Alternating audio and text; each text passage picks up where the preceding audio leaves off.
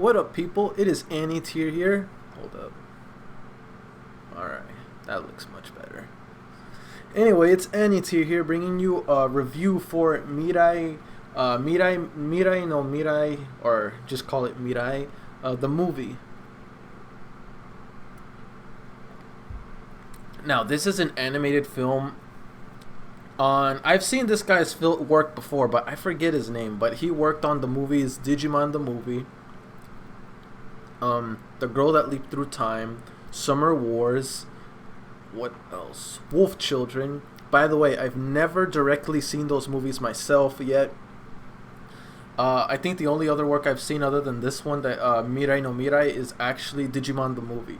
That's basically, I think, all I've watched from his work. But, yeah.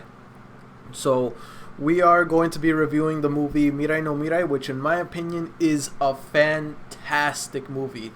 It's visually beautiful. The message that this movie is trying to give out is so strong and so surreal that it really gets you enticed, especially enticed to these characters and the plot. I will admit though, this movie is a family-friendly movie for sure. There's a few scenes here and there that may look a bit grim. I think it's just one scene in particular. You guys know what I'm talking about for those that have seen the movie. The train scene, yeah, that was pretty grim, and I'm not sure if that would be suitable for children. But majority of this movie is very it gives very good life lessons for children themselves, because if you think about it, this movie is in the perspective of kids and what they go through whenever they have an unexpected guest. And when I mean guest, not necessarily guest, another family member, in other words, a sibling. And in this movie, we have our main character Kun. In my opinion, his name is weird. Kun, you know, like Kun, Kun, like what the sub name, not sub, yeah, like kind of sub name that Japanese folks like to give people they show respect to, because I know there's one like San, Kun, Tan. So I'm Dono. I've seen those, like, you know, sub names whenever they mention someone else's name. I think it's to show respect or something. No, but yeah. So I find it weird that his name is Kun. So what would someone that respects him call him? Kun? It just sounds weird to me. But yeah, we get our main character Kun, who is basically your basic stereotypical little child. He wants the affection of his parents. He's very demanding. He's very spoiled. He wants everything his way, or he goes on a tantrum and stresses out to the point to where he causes his parents grief. The parents have to go through the dilemma of dealing with a child like this. Even though the parents are a huge part of the movie, they are not the main focus. Every bit of the movie, it's concentrated toward Mirai and the brother Kun, but more so toward Kun. And I have to admit,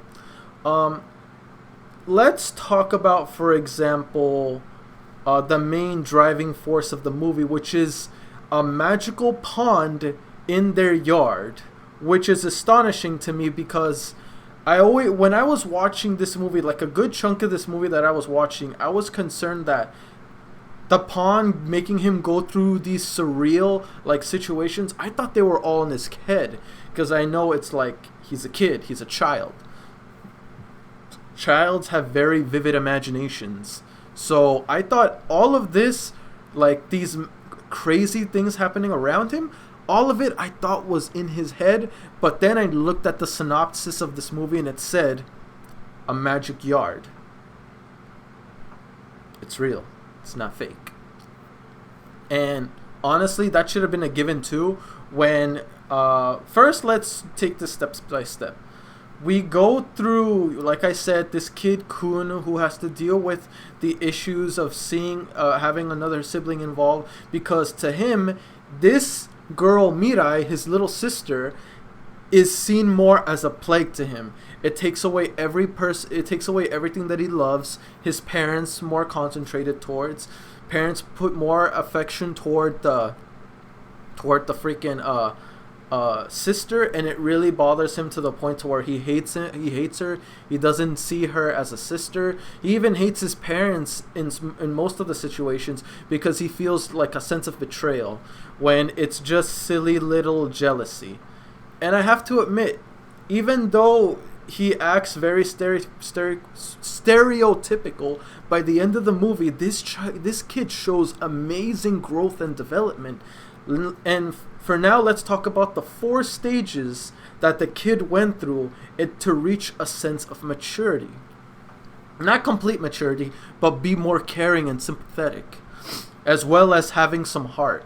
So we go through the 4 stages of what the backyard when him go through in regards to supernatural. By the way, this yard, I noticed that it always reacts whenever Kun is in distress. Don't worry, this isn't alcohol, guys. It's soda. It's apple soda. So don't worry, it's not alcohol, so don't worry. I'm not drunk. Even though I don't drink at all anyway. But yeah, he goes through these 4 stages, and this backyard, to me, it feels like another parent. Because whenever Kun is in distress, it responds to him as a need. Almost like if the father can't do it, if the mother can't do it, then the yard will do it for them. It reacts to him, and then it makes me wonder, does it react in response to his need, or is it an individual? Is the yard alive, is what I'm trying to say, or does it only act as a mechanism or some kind whenever something bad happens with Kun or whatever? But yeah, that's what I wanted to point out. The main 4 stages: stage 1, playing; stage 2, reflection; stage 3, determination; stage 4, tough love. Let's talk about it. Stage 1, playing. It was when Kun first noticed the magical properties of this yard. What first happened is Kun's dog Yoko turned into a human, which that is nuts. When throughout majority of the movie, the only real magic that it showed majority of the times was being able to go back and forth in time. But the dog was the only other worldly magic situation that didn't involve magic. Literally, he just turned into a walking human. And then Kun is a smart kid, by the way, because when he was talking with, he didn't know it was his dog at first, but as he talked to it more and more and played with, he responds just like my dog. He looked on his butt and he found the tail, and he turned into a dog instead. I thought that was pretty cool. I thought that was pretty damn dope when he basically went, like, he was able to figure out that was his dog very quickly, when in my opinion I don't think children normally are that smart unless these Japanese kids are very well gifted. So yeah, he noticed right away it was his dog, and he turned into a dog, and he was able to he used the yard as some kind of playpen for himself. So even when he's not going through any situations, it's like the yard tended to his need. He wanted to play, he got to play. And that's what happened. And seeing him running and chirping around like a dog was nuts. That was funny as hell. Being able to take his tail and implant it onto himself, like, what the heck? That was funny. And then we go to the second stage, reflection. That's when Kun was able to encounter his future sister, her in the future, Mirai. When he first encountered her, he was, before that, he was already convinced that he didn't like her or anything.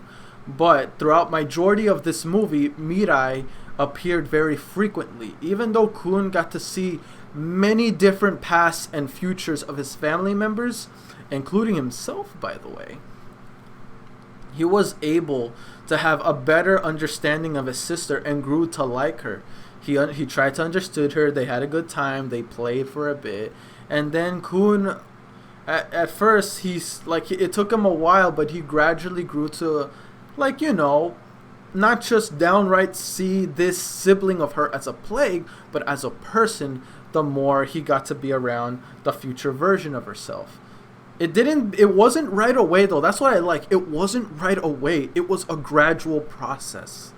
But yeah, he soon grew to like his future self. Still not so much his present sister, but still grew to like the future Mirai, and then started to have a sense of, how can I say this, a bit more open-minded about his sister, not downright accepting her, but overall acknowledge her. You know what I mean? He acknowledged her as a person, not just as a plague.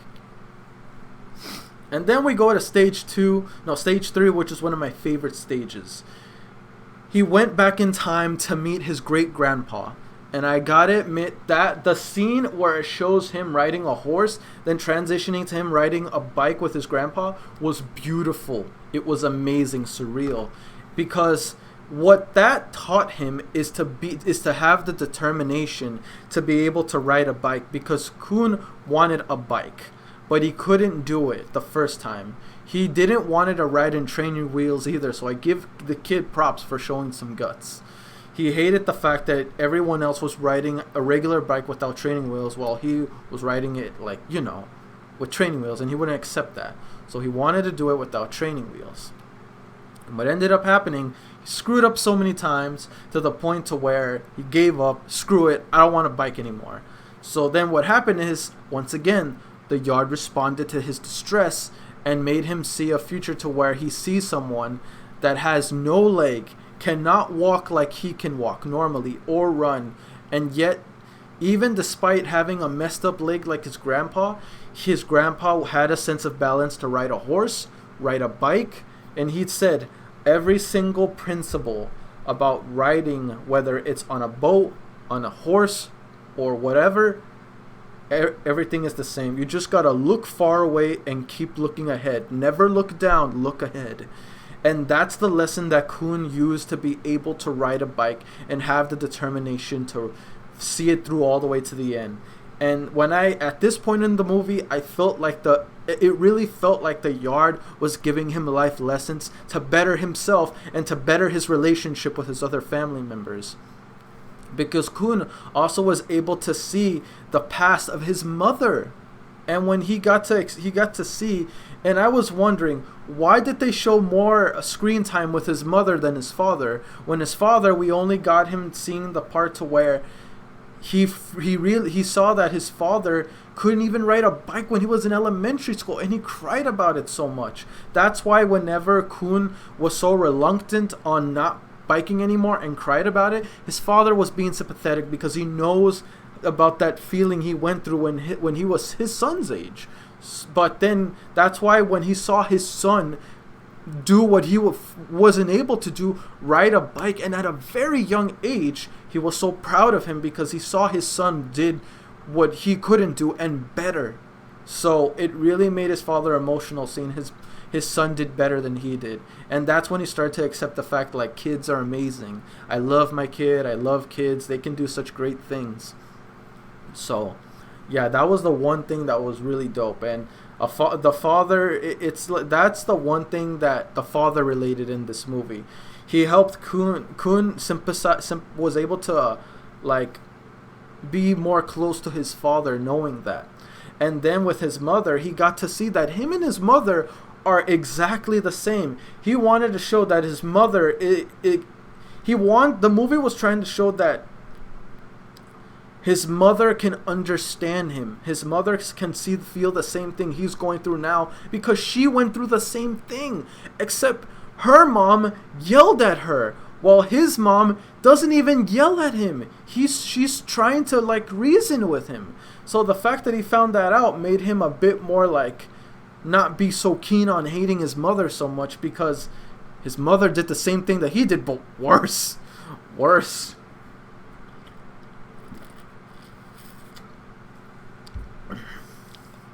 And I have to admit, I thought that was very beautiful in the movie.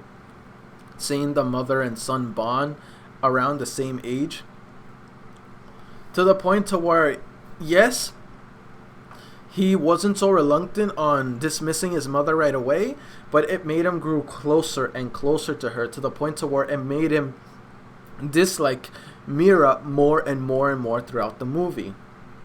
Which is why we get to the last scene, the last trial, tough love. That's when Kun was saying he hates his mother, he hates his father, he hates Mirai, he hates everyone, to the point to where the Yard took him into a realm to where he basically, Kun got his way. He got his way. His mother isn't around, Mirai isn't around, father isn't around, trains are around. He gets to do what he wants. Like, there's nothing holding him back. But by doing so, he put himself in a realm where it's at a train station. But before that, he got on a train. And before getting on a train, he was able to meet his future self. Now, we didn't know this initially when we first saw his older self. We didn't initially thought like, oh, that was older Kun, but I did kind of assume it was his older version, because I'm like, who else would it be? Like, seriously, who else would it be? So when I first saw that, I'm like, who is that? Until later on, it's confirmed that's him older. That's future Kun. But yeah, so we go through the tough love phase where he's on his own, no sister, no father, no mother. And I noticed that scene, the train station scene, was very, very ominous, because every other person he encountered or saw had this horrific and strange face. Like, it almost looked demonic and sinister in a way. So it made him see, like, it showed what he wanted to see. A hag mother, an ignorant father, because everyone he called out to be like, Mom, Dad, they're outlined, and from the way they looked from the back, looked exactly like them, but when they turn, it's like they had a disfigured face. It was menacing to look at, honestly. So when I saw it, I'm like, damn, that's freaky as hell. Why they look like that? That's not naturally drawn people. But yeah, so he went up to the registration to the lost and found and asked, so, you're lost. I need to ask you some questions, though. What's your mother's name? I don't know. What's your father's name? I don't know. Do you have any other family members you know? Yoko, my dog. Pets don't count. Do you have any other relatives? I don't know. Do you have any other relatives? I don't know. One more time. Do you have any other relatives? I don't know. Well, you're going to the lonely train, kid. Where basically it looked like hell. It looked like freaking hell, bro. Like, I'm not even gonna lie. When he was sucked into that train and he saw the inside, there was skeleton seats. I'm guessing this yard, like, I'll get to it in a bit, but yeah, once he went through that, he quickly got out and he noticed the yard was giving him almost what he wanted to do, or more or less, it was testing him. Because his sister was in that realm with him. And when she was there, she was being sucked into that train, basically giving Kun what he wanted, getting rid of the one thing that he felt was hurting him the most, his younger sister. And he felt, and the yard responded to his need. If my sister was gone, my parents will give me all the affection. He would get everything he wanted. He had a choice. He could have ignored it, let his sister be taken away, and he would have had a happy life with his parents. And I'm sure the yard would have done something to make the parents forget that he ever had a sister, or they ever had a second kid. But you know what Kun did? Give this kid credit. Despite all that's happened, he went after his sister and he stopped her from being swallowed up by inside the train. And then he finally admits it. Mirai is his other relative, and it's his sister. And when that happened, that's when his older version of her sister came down and helped him escape that hellhole. And that's when, like, basically, Kun, even though he feels like his troubles of dealing with his sister and not getting much affections is like, oh, this big issue, it's not as big as he may seem, because he goes through, I guess, a little glimpses of his family trees, like how they were hurt in their lives. His great-great-grandpa lost his leg, and because of that, he wasn't able to. It hurt him. It ruined his life. He wasn't able to walk normally, and he can never run ever again. So that hurt his father's life. So that hurt his grandpa's life. His mother, she always loved cats, and she absolutely loved animals. But ever since she found a stray bird that was murdered by a cat, she learned to hate cats. His father couldn't ride a bike to save his life, and because of that, it hurt him deep inside. His grandmother, his great-great-grandmother, if it wasn't for her purposely not winning the race, none of them would have been born. At that point in time, Kun went through the stages to fully become a more better, caring, sympathetic brother and son to his parents. He was able to accept his sister as his sister and shown genuine love for her, just the way his parents did. And at that point in the movie, I just couldn't help but feel proud of that kid. I felt like I saw a kid grow up, matured, and learn to accept his family. And it really brings a big... in a way, this movie was trying to teach a lesson to every child out there that has a sibling but feels like they don't like him as much as they think. It brings siblings together and strengthens the bond between brother and brother, sister and sister, brother and sister. Really tightens the bond between siblings and family.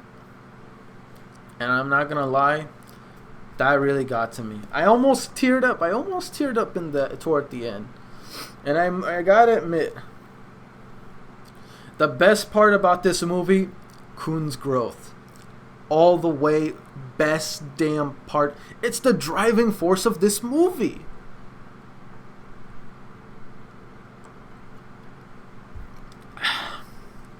Everything about that. Beautiful, beautiful. The only small gripes I have with this movie are 4 main things. Or 3, we'll see. Number 1. We never got to find out the origins of this yard. We know what it is and we know why it's here. But we don't know how it exists. We don't know its origin. We don't know nothing. We know that it's connected to Kun's family tree somehow. And it responds to him in distress. Or maybe it responds to any one of the family members in distress. Because it looks like it doesn't respond to a desire. It responds to distress. It's almost like the realization, the tree responds whenever something grieving or something bad is about to happen. It tends to Kun, because in their life, this family went through a lot of sad moments. So it's almost in a way trying to prevent that from happening in Kun's line. That's why it's trying to make sure whenever he's distressed, helps him before he does anything he regrets. And I'm not gonna lie, this tree needs to be around more often, because this kid Kun is a savage when he was bratty. He would, and it's not really the tantrums neither. I can give away with the tantrums. The tantrums, it is what it is. It is what it is. But he was ready to smack the shit out of his sister with the toy train. I'm like, yeah, we need that yard. This kid's gonna murder his sister. God damn. Like, jeez Louise, bro. Why you gotta whack your sister in the head with the toy train? You want to pop her head open like a coconut? God damn. Jeez. That's the one thing that I was like, bro, my God. But yeah, I hate the fact that we didn't really, not hate the movie for it. It's like minor gripes that we didn't get to see the origin of the yard. Wasn't a huge deal. Once again, I still love this movie for the most part because the tree did answer why it's here and it answered how it's here. Well, no, it never answered how it's here, but it answered what it is. There you go. It answered what it is and it answered why it's here, but it never answered how it's here. Okay, so that's one gripe. Another gripe is we never got to really see the mom. We never got to see her brother. We saw him in pictures as a child, but we never really saw him in the movie at all. If anything, we just saw him as a baby. We just saw baby pictures. That's literally it. When I was actually kind of curious on what he's doing now, because it almost seems like maybe she didn't get along with her brother either. So that would have been comforting to see like where her relationship of her brother and her are at the moment. So yeah, we never got to see the brother, just saw him in photos as a child. Question 3. What was the deal with Yoko, Kun, and Mirai's dog? Was the only one that responded to the tree in a different way. We never saw him, because majority of the times the tree acted as a time machine. But his dog Yoko was different. He turned human. And he turned Kun dog. So it's like, why was that the only thing that was different, and why was it never explored further? It's like they showed it and that's it. They never explained anything further about it. When honestly it would have made the magic wand a bit more like interesting, because it would mean it's not a time machine, it's magic. But they only ever showed it once. Okay. What was the other one? The brother, the dog.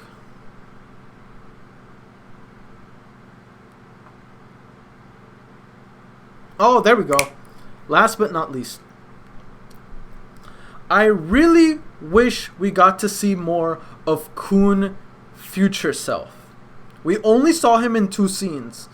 In the train scene, on the bullet train boarding scene, when he was trying to run away. And in the last scene, with Mirai, future Mirai's current timeline. Her older self's timeline. We never got to see... we never got to see more of future Kun, even though I'm sure they didn't want to do that because, yes, the movie is called Mirai. It's about his sister. Or maybe not necessarily. Maybe it's just meaning future. So, I get that it's more about the relationship between the brother and the sister. But I just would have liked to see more of future Kun. Because I will have to admit, his future self is nothing at all like his baby self. Which I get it. When you're older, you come about on your own as you age. My God, I am like 28 minutes into this. Excuse me. I am 28 minutes. I'm going to wrap this up in a bit. But yeah, because he is not like his baby self. Because once again, when you're older, you change, you mature differently, and your personality starts to kind of be flushed out the older you get. But future Kun is very stoic and cold, kind of a cold demeanor. Stoic and cold, calm demeanor. Kind of reminds me of Sasuke Uchiha from Naruto when I first saw him. So it made me think like, maybe the reason why his future self is like that is because maybe this whole him feeling neglected from his parents didn't just happen like when he was a kid. Maybe it happened through a good chunk of his younger years. That way when he got older, he kind of took it to heart when his parents like showed more affection toward his sister and not so much him. that he grew distant, almost felt like an outcast to his family. That's why he acts stoic and very cold demeanor, because the neglect aged with him and kind of shaped him to who he is when he's older. So that's probably why. And honestly, maybe because of what happened, him going through these life lessons, maybe this will help strengthen his relationship with his sister and even completely change him from that stoic, kind of like cold demeanor to more energetic, and how the loving child we've seen throughout this entire movie is. Obviously more mature, just not so cold and stoic. And food for thought. It looks like Mirai, future self, might possibly have a crush on his brother, Kun. Reasons why is they look like they act pretty close toward the end of the movie. I know what you're thinking, bro. Really? You're trying to pair up two siblings? I've seen Oremo, okay? I've seen the series. It's anime. Okay? Siblings liking each other is not that far-fetched in anime. Okay? I'm not saying I condone it. I'm just saying it's possible because it's anime. So hush. Once again, I don't approve of it. I'm just saying. So yeah. But overall, I did enjoy this movie because for me, the most appealing quality of this film was seeing the growth of Kun, from him being a snotty, spoiled, pretty much annoying little brat that resented his sister, to a more caring, sympathetic, accepting older brother, and giving the love and attention to his sister the way his parents do. So I'm pretty sure when he's older, those two will be close siblings. So that was sweet to see. I like how it made such a typical normal family grow closer together because of a magic well that's directly connected to their family tree. Literally, it's a family tree. So that I very much so love. But yeah, overall this movie was great. Honestly, I give it a 4.5 out of 5, because once again, those gripes are still there. Was still a few things, as I already identified, that I wanted to see more in the movie. But it's okay. For the most part, I loved it. And yeah, let's get into questions, because look, I'm already like 32 minutes in. Okay, question 1.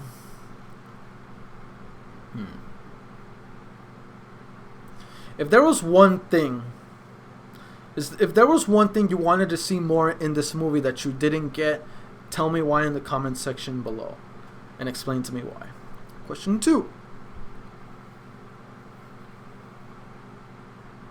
What was your favorite trial, like time traveling trial that Kun went through, that you loved the most? And explain that to me why. Alright then guys, that's it for the questions. Don't forget to like, comment, sub if you haven't already. Really motivates me to put more content out there for you guys as my guildmates, and I'll see you guys on future reactions. I'm trying to bring back Friday night movies, and if you guys really want Friday night movies back, let me know. I'll definitely bring it back. But yeah, alright, I'm done with this. I'm going to be reacting to... Today's Thursday. Little Bastas. Let's get to that. I'm not sure if I'm going to do 3 though. I may just do 2. Because I did like almost a 2-hour movie. But we'll see. Anyway, that's it for me guys. Peace.